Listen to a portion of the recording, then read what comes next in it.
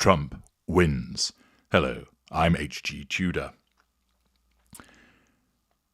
Donald Trump has been elected for a second term as President of the United States, becoming the 47th president when he will be inaugurated in the new year.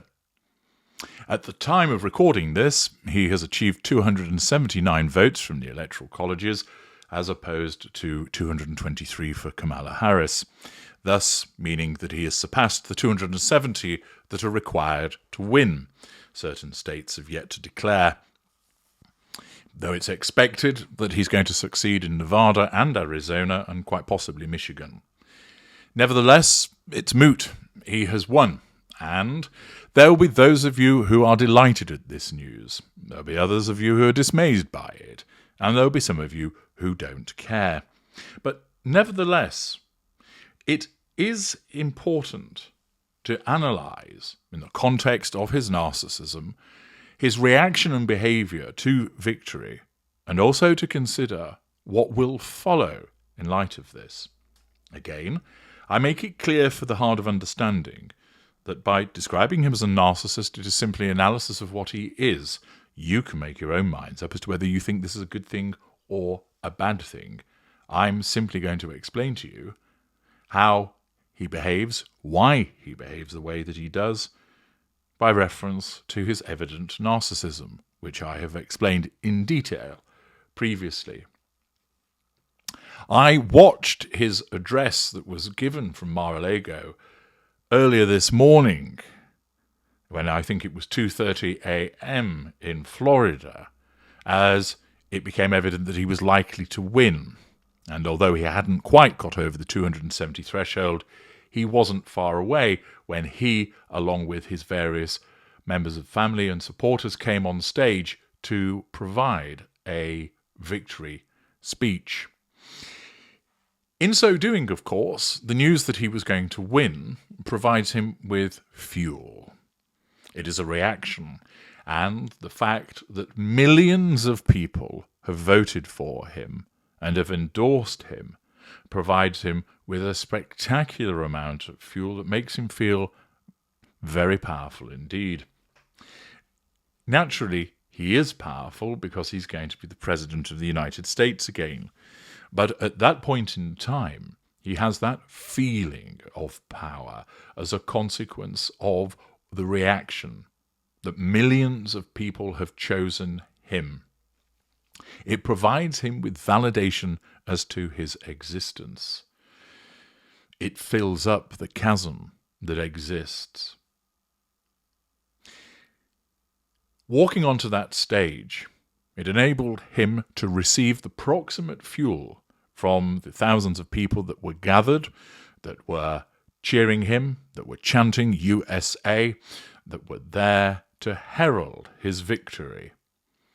The fact that they were all there for him, although many of them were tertiary sources, still means that because they were proximate, he received a massive amount of fuel as a consequence of their proximate reactions.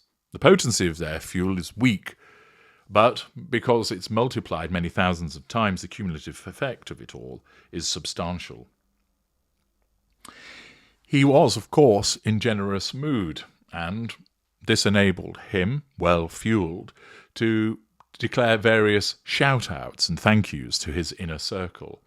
This included Elon Musk, and he praised Mr. Musk as a genius we must protect. And he did so after giving a detailed rundown about watching a SpaceX rocket land after a launch. That little anecdote was interesting in itself, because he explained that at the time he was talking to somebody rather important, and stated that I'm just going to put you on hold whilst I watch this rocket land. The fact that he puts that person on hold in order to watch a rocket land shows that sense of entitlement, and he also admitted that basically he watched it for 45 minutes, and that person waited for 45 minutes.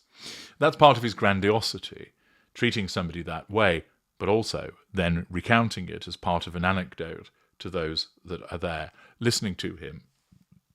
He also invited Dana White to the stage to offer thanks, and he also offered thanks to Theo Von and the Nelk Boys. It's interesting how the nature of the media has changed in terms of who he thanks by way of support.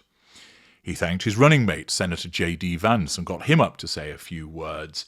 He, of course, provided fuel to Trump by describing it as the greatest political comeback in American history, which may well be accurate, but it still doesn't detract from the fact that it is a lovely piece of fuel sent in the direction of Donald Trump.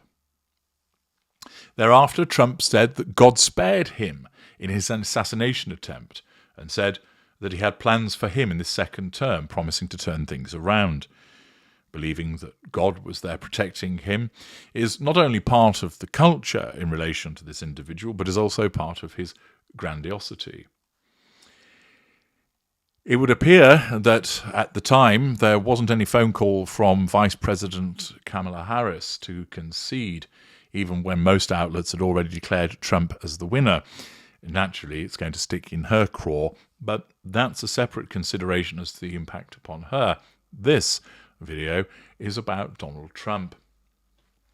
For Trump, it's validation of who he is.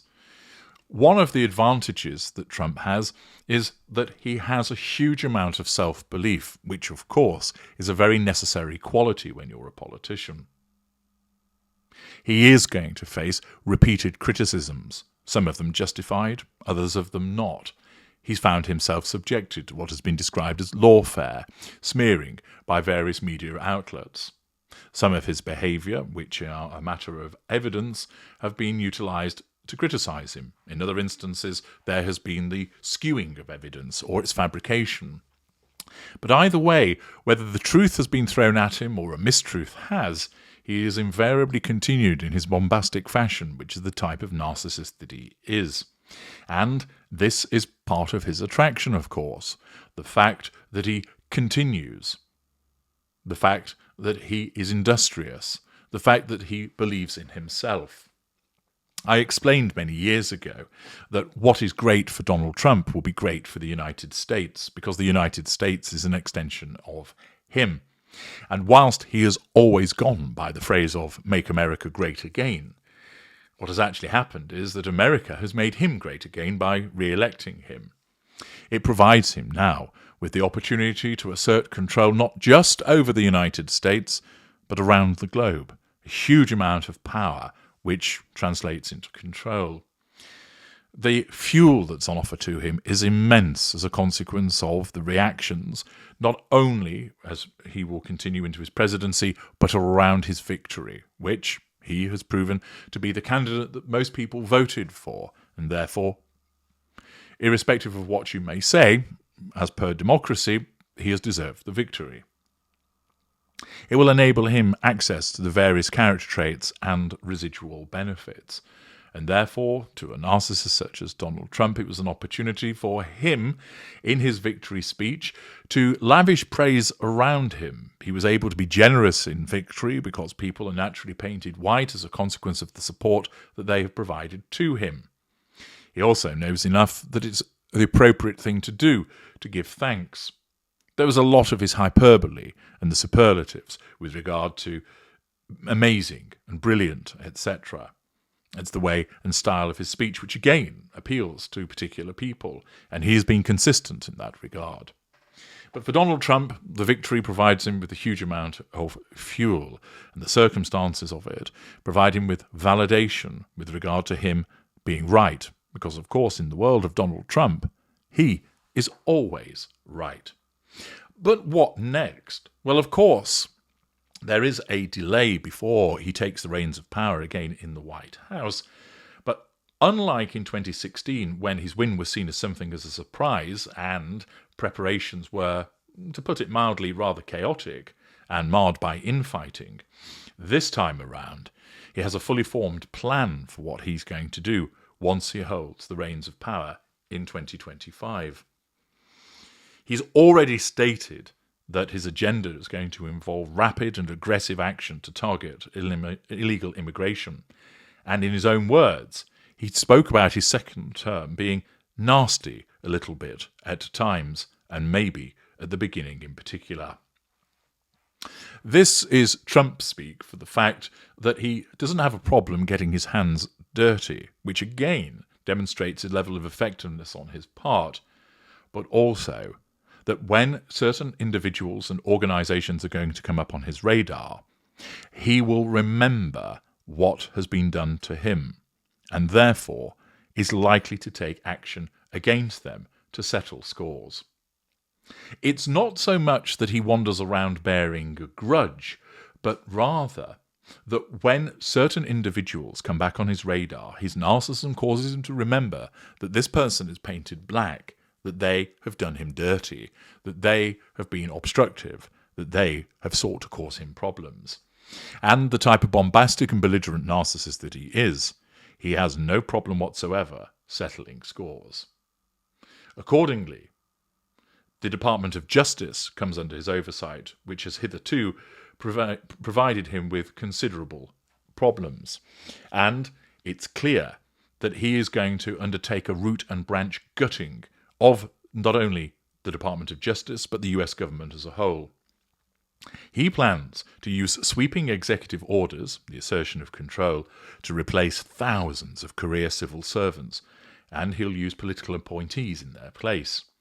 Those individuals will have been vetted to ensure that they subscribe to his political ideology, i.e., he's going to put in place people that will support him, which enables him, of course, to maintain control. I should imagine that large swathes of the Department of Justice will be done away with as a consequence of the lawfare that has been waged against him. And, furthermore, the Department of Education is going to be completely abolished. He will be looking at ensuring that he can control the Department of Justice, stocking it full of his allies. And what is interesting is that he has been indicted 4 times, and he'll take office as a defendant in 2 federal criminal cases that have been brought by the prosecutor Jack Smith. He has been pursuing Trump for some time, and Smith has been working to have a case that has been dismissed reinstated. In the run-up to the presidential election, Trump told the radio host Hugh Hewitt that if he regained the White House, he would fire Mr. Smith within 2 seconds. Threat. He predicted that he wouldn't face any repercussions for intervening. And he stated, "I don't think they'll impeach me if I fire Jack Smith." Accordingly, it would appear to be the case that Smith is going to find himself removed. He will come up on Trump's radar. He's viewed as a threat to control, and he will be dealt with. Trump has also pledged to exercise control over the Department of Justice by securing the pardon or release of convicted rioters serving sentences for their roles in the 6th of January attack on the Capitol in 2021. The exercise of his power to aid those that have supported him, i.e. those that are painted white. Trump also hasn't ruled out instructing federal prosecutors to commence legal proceedings against those who fail to follow his direction or to fire them. He hasn't ruled it out and hasn't expressly stated he would do this. He simply stated it would depend on the situation. He was also asked about whether he would go after Joe Biden and his family, and Trump said he would be inclined not to do it, although of course that doesn't rule it out. And given what he has endured with regard to the repeated prosecutions, when certain individuals are going to come up on his radar, I would see that he would be very much in the mood for a form of revenge against certain individuals, seeing that now he holds the reins of power, that he will exact that revenge against them to nullify the threat to control posed by those behaviours towards him. He's vowed, of course, to finish the wall, and with it looking like with Congress going to be controlled by the Republicans and the Senate already having been controlled by the Republicans, it appears that he'll be in a position to fund a substantial border security package, which will enable him to complete the signature wall. He's also spoken about instituting the travel ban again. He said, Remember the famous travel ban? We didn't take people from certain areas of the world. He said it would be extended to include refugees from Gaza. We're not taking them from infested countries. Accordingly, there are other factors with regard to cutting taxes. He's proposed widespread changes to taxation, including extending the child tax credit, bringing back the deduction for state and local taxes, and cutting companies' corporate tax rate for domestic production.